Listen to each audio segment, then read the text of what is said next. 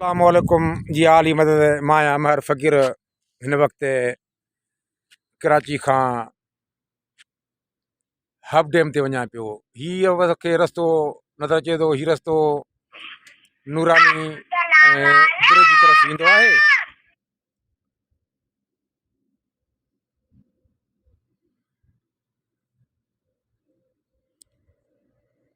पोयां गाॾी अचे थी जेका जबलनि मां क्रेश वग़ैरह खणी थी अचे, ऐं हीअ मुंहिंजी पोयां मोटर साइकिल बीठी आहे। हीउ रस्तो हब डैम ते वञे थो ऐं हेॾां हीउ रस्तो जेका गाॾी वञे थी इहा कराची जे तरफ़ वञी रही आहे। ऐं हिन ई रोड ते पोइ ते असीं ससी पुन जी मदार बि आहे जेको 20 रस्तो किलोमीटर थींदो। हब डैम तमामु पुराणी डैम आहे जितां हितां जे वेझी आबादीअ खे ऐं कराचीअ खे पाणी मिलंदो आहे। हिन वक़्तु बरसाती जो मौसम आहे, हब डैम सॼी भरी पई आहे। दिलि चयो त राउंड हणी अचिजे। काफ़ी दफ़ा आया आहियूं। हिन वक़्तु बरसाति में हीउ इलाइक़ो तमामु सरसब्ज़ ख़ूबसूरत थी वियो आहे।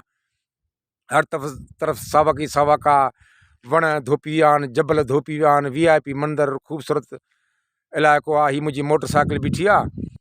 हे पोइ ते हब डैम जो रस्तो आहे, अंदरि 15-16 किलोमीटर रस्तो आहे। 2-3 दफ़ा विया आहियूं असीं।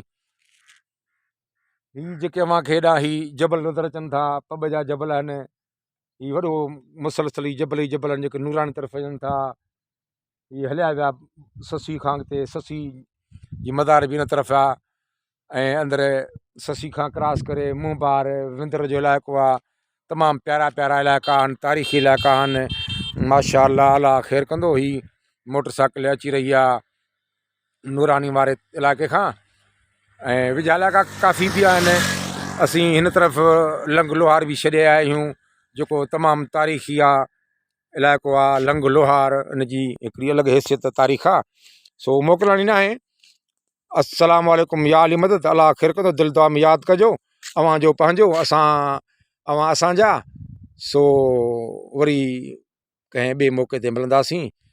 अस्सलामु अलैकुम या अली मदद महर फ़कीर हब डैम लसबेलो ज़िलो सूबो बलोचिस्तान। ख़ुदा हाफ़िज़।